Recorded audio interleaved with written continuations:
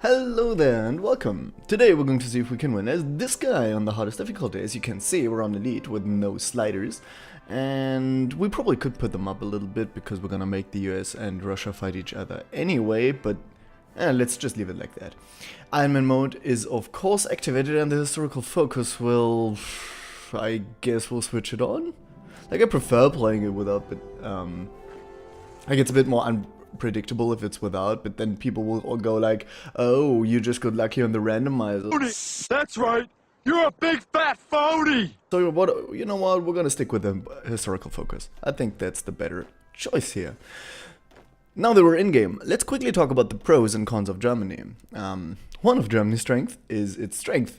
Stop me if that sounds a little bit too technical here, but yeah, you're just a powerhouse, and one of the countries with the most factories, and unlike France or England, you don't have a ton of Mali to your research and production in the beginning. Well, until stuff actually happens. So yeah, and we also have a decent focus tree that will definitely help us grow in peace.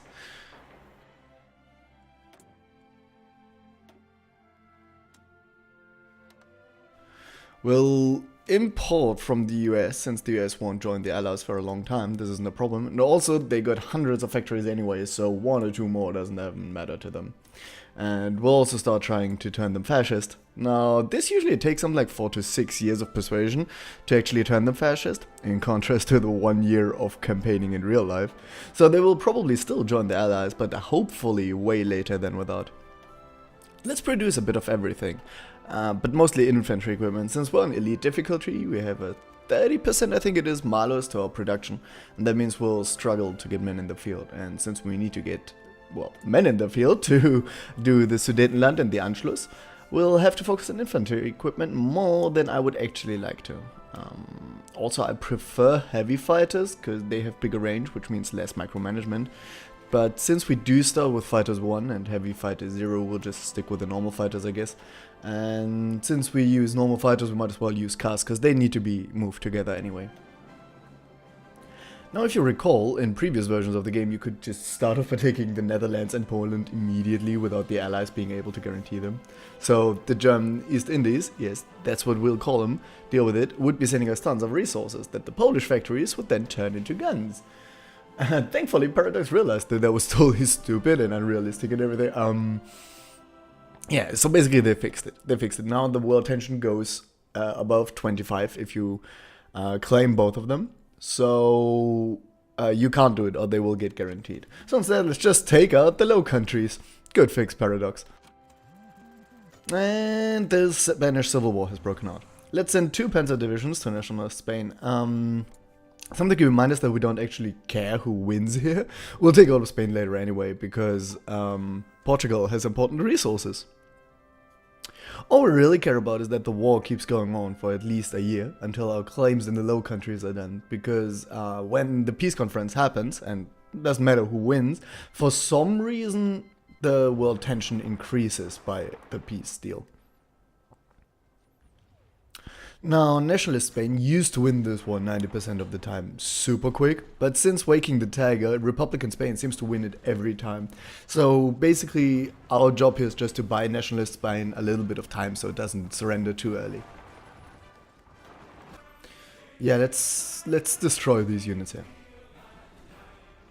here. I wonder if we could just drive down the coast and sit at some port. There were Republican Spain, which is stronger at the time. Would have to send some troops and surround us, and because it then would be weaker at its front to National Spain, or equal, we could just wait out the rest of the war. Like, we probably would cause a standstill, which is what we want.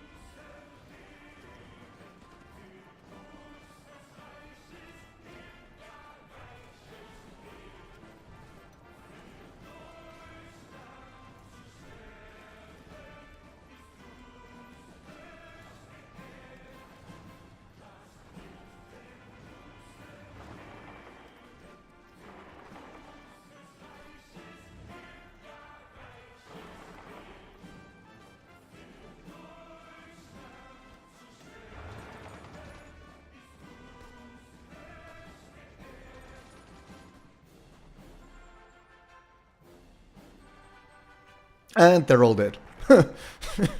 That's rather sad and embarrassing. Let's hope this doesn't foreshadow future disasters in Spain. Well, at least Spain has created a small front, so it should be able to hold long enough. Alright, let's start this war against the Low Countries. We should easily win this by letting them push into Germany and then cut them off. They're invading me. The Netherlands are naval invading Germany. That totally makes sense. Wow, I even managed to get myself cut off in the Netherlands. Oh my god. You know what that means? We're actually gonna have to micromanage here. And there's the victory.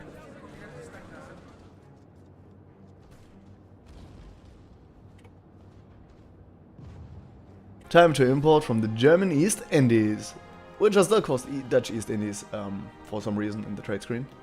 Huh, that's underwhelming.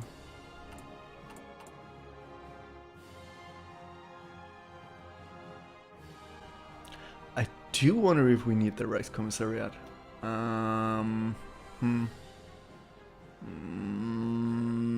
Maybe? Can you read this? There's no pictures.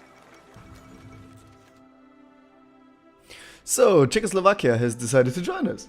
And we'll just take everything.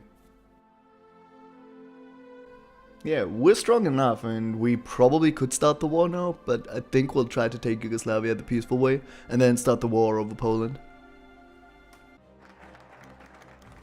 Oh, they said no. That's unexpected. So, yeah, we're just gonna send our troops to Yugoslavia and France and then take Poland later.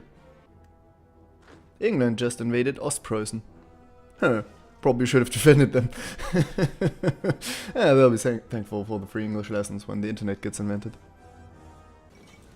And France has fallen. Let's prepare for Operation Sea Lion. We do have something like 30 ships against the biggest navy in the world, so the smart move would probably be paratroopers. Yeah, but we didn't get elected for a brain, right? We got elected for the mustache, so we're just gonna have these 10 people here swim to England.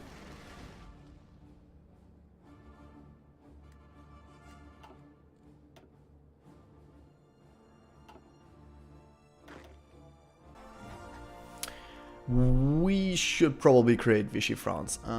This costs us quite a few factories and a bit of resources, but Italy and Vichy France together should probably win in Africa. And I think not having to care about that entire theater kind of is worth it more to me, just because I don't really enjoy playing in Africa.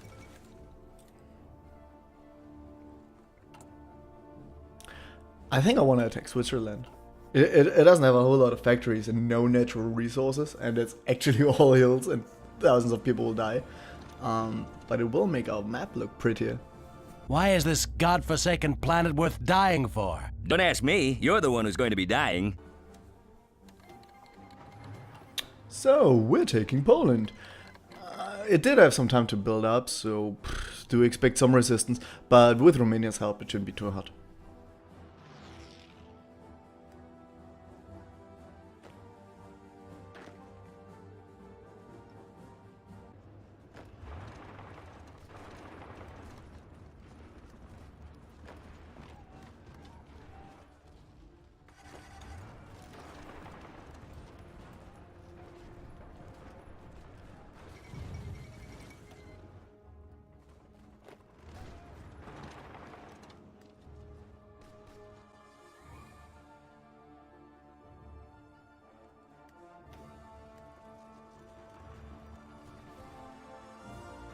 I usually let Russia take the Baltic states and then cut them off with a strike to the north, encircling. But yeah, since Russia will, like, our war against Russia is going to be so late that I feel like we want to take every factory away from them that we can, because it will build up like crazy.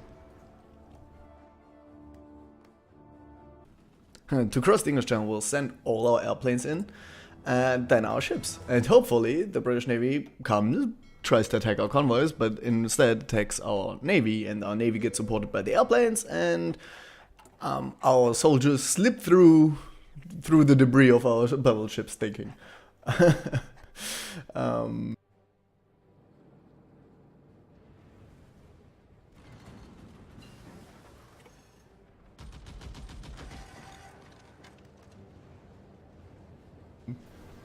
Yeah, well, at least one of the 10 units made it ashore. So yeah, 1/10, 10%, isn't that something? Thankfully, England has decided not to have a single unit in Dover. That's, by the way, the closest port to the only enemy they have in a world war. Alright, let's ferry over more troops and just crush them.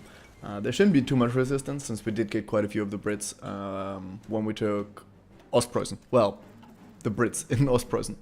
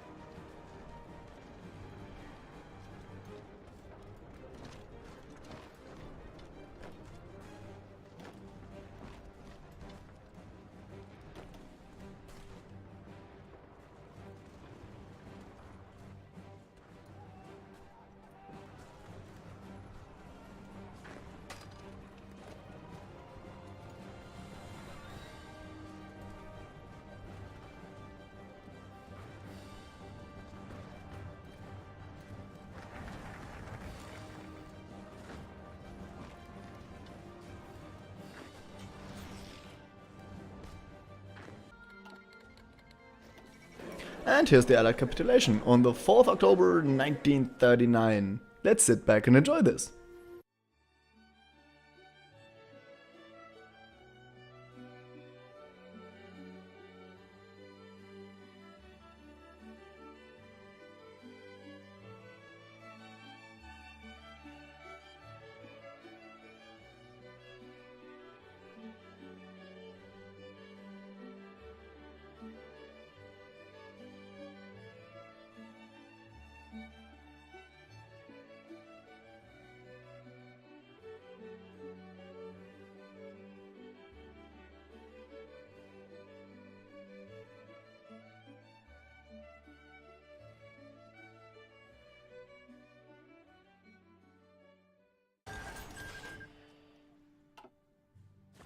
Now, one thing to mention is that after the Allied capitulation in the game goes way easier. We can trade all over the world again, because the enemies don't have naval superiority, and there won't be any more rebellions and sabotages and stuff like that in our provinces. But, and this is actually the most important part, every province we've conquered now is considered our core. Meaning we now get way more manpower. Like basically we're getting all the... We don't get the saved up manpower, but we do have the manpower regeneration of France and England and so on. So we can field way larger armies. And lose them. Yeah, but apparently, like the moment the Brits surrendered, they immediately decided, yeah, let's pick up guns for Germany. Apparently that's how it works. Now, at this point, the only real threat is the Soviet Union. America alone isn't really a problem. Like, if they declare war on us or on Japan right now, it's terrible at naval invasions, so we'll be fine.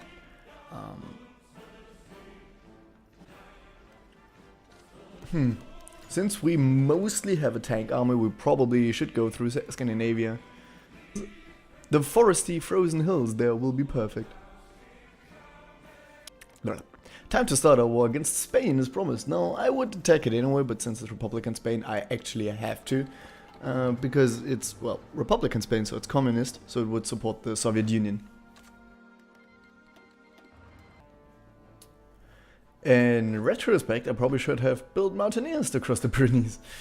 Or actually have made any plan on how to get across this huge mountain range.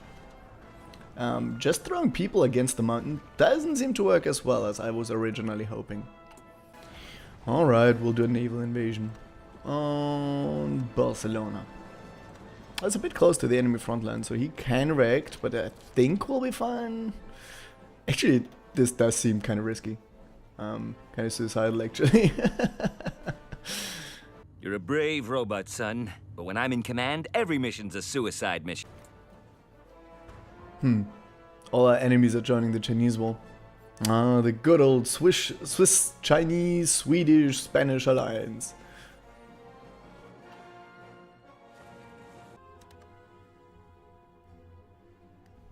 Yeah, we've made America great again. This means they won't wage war on us now, which is nice. But I won't take them into our alliance, just because they wouldn't help us. They might steal some territory in the peace deal, but they won't send troops or anything. If anything, they would sink Russian convoys, and I don't really care about that. Also, I kind of don't want them in our alliance in case we want to... Yeah, we don't want them in our alliance in case we want to take their land later on. Also, I kind of don't want to be pulled on either side into the Japanese-American war. And we've landed on Barcelona. Okay, let's have these guys walk around and take Barcelona. Over here. Awesome.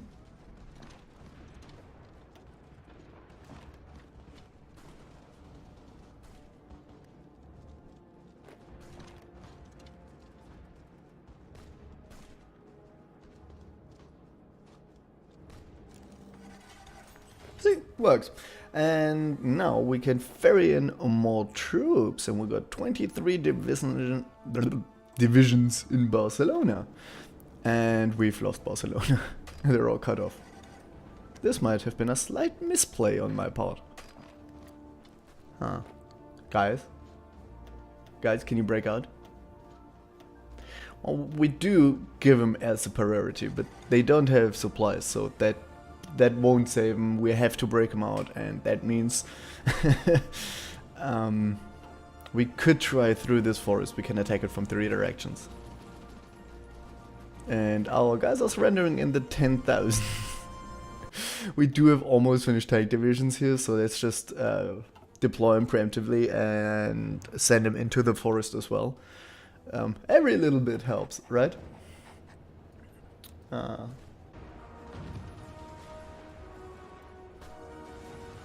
And everyone's dead.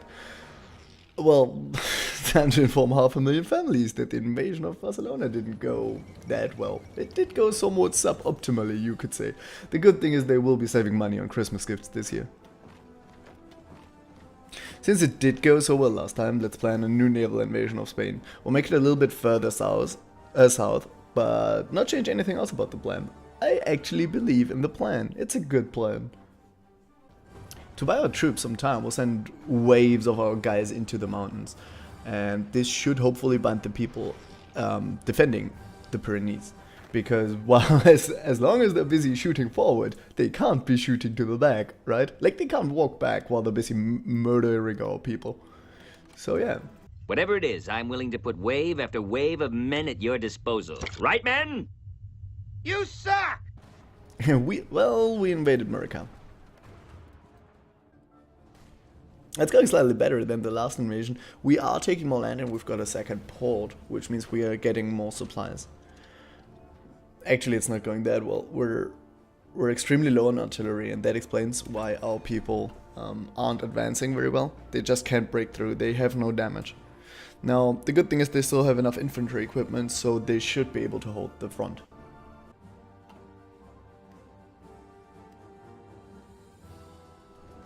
Hey, Italy landed. Nice. That might give us a bit of the break we need. The deterrent troops also do need to be supplied, and supply already is a big problem.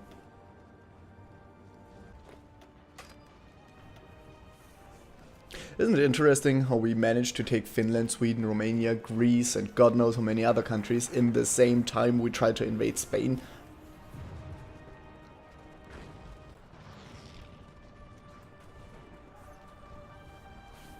Okay, finally, we've broken through. And the plus side to my glorious naval invasion and running against mountain forts to keep it busy strategy is, it only cost me 2 million men and I did get some experience from it, so I guess it's... yay? Let's take Portugal real quick and then focus on the Soviet Union, our last real enemy.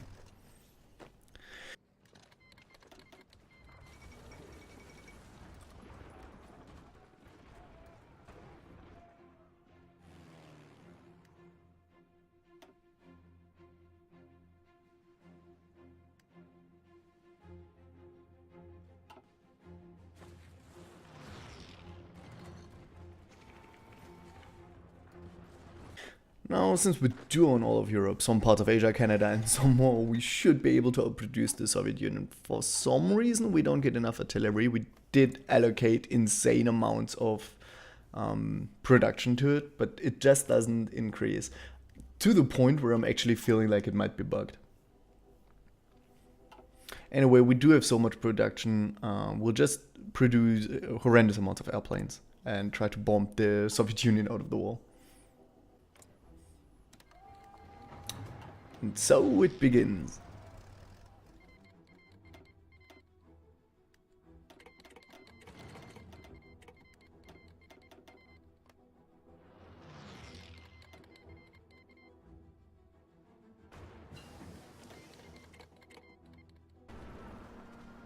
This is going quite well. We do have the Crimea, most of Finland, we advanced to Leningrad. In the Baltic states, we're actually not moving that far. Like, we've reached Leningrad, we reached it from the north. That's unsuspecting. No one's ever taken Leningrad and then lost the war. That's just ridiculous.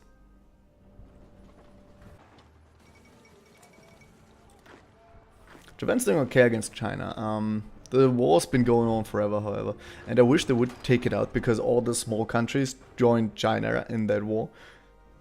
So, once they surrender, we do get a course on those provinces and there won't be any more rebellions and our production doesn't get destroyed anymore. And also we do get more manpower. Oh nice, we encircled a lot of them. Oh wow, we're destroying like 40 of their units in one swoop. That's how Spain felt. Now I know how Spain felt.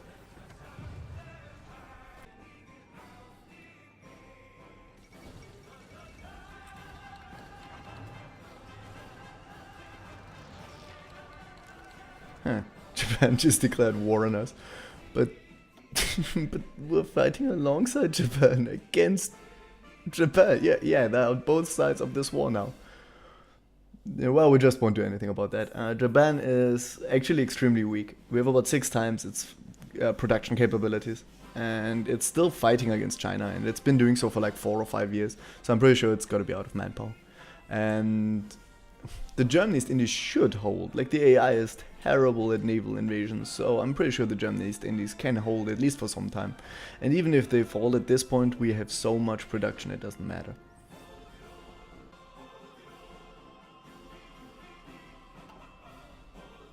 Yeah. Well, we're busy winning in the south. Our northern front is completely collapsed. Okay, what we're gonna do is we'll attack along the whole front, and hopefully the Soviets will need to pull some troops from the north down. And that will hopefully give us a way to fight our way out. God. It's terrible. They're all getting destroyed. Stop exploding, you cowards! Well, this only leaves us with one option. We have to retreat. We'll try to take everyone that still breathes out of Finland and try to build an emergency retreat line in Sweden.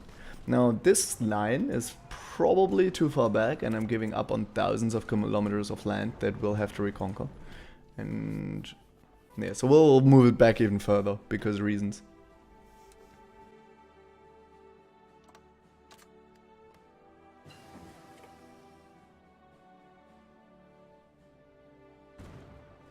Now, while our front implodes, we're about to reach Stalingrad. I'm sure nothing can go wrong here.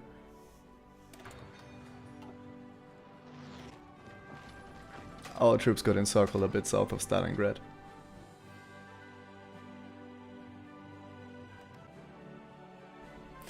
Well, we did manage to free most of our troops and we are continuing to push south.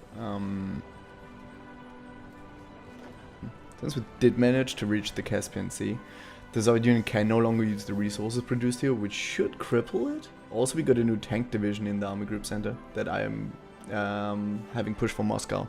So we should take Moscow pretty soon.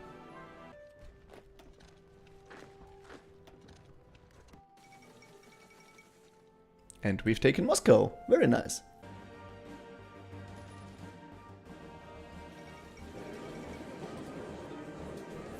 And here's the Chinese surrender. Now, this is technically a good thing because it means no more rebellions and way more manpower. However, it will free up Japan. But as I stated before, and which still holds true, I'm really not concerned. Everything in the east doesn't really matter. Japan cannot walk through Russia, cannot reinforce the Russian front or whatever. And once we've taken Russia, we have something like 1,000 factories, and they have like 100. So that's a 10-to-1 difference. That's like Luxembourg versus Germany in the beginning. So we shouldn't have a problem here.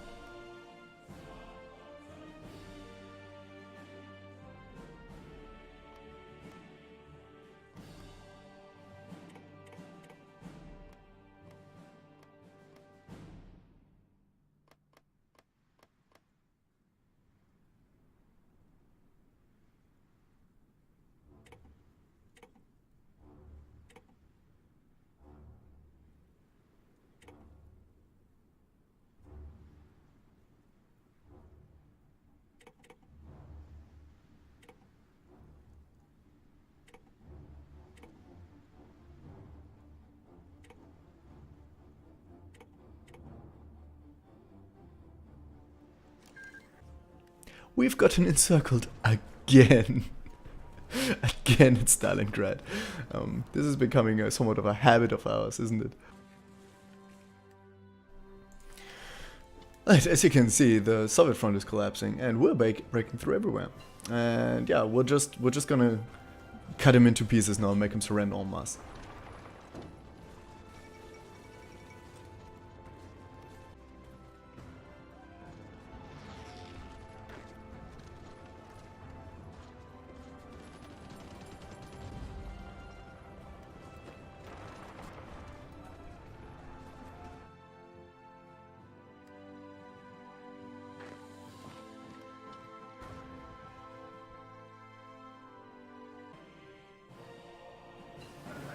And here's the surrender. That took a little bit more work than I originally thought.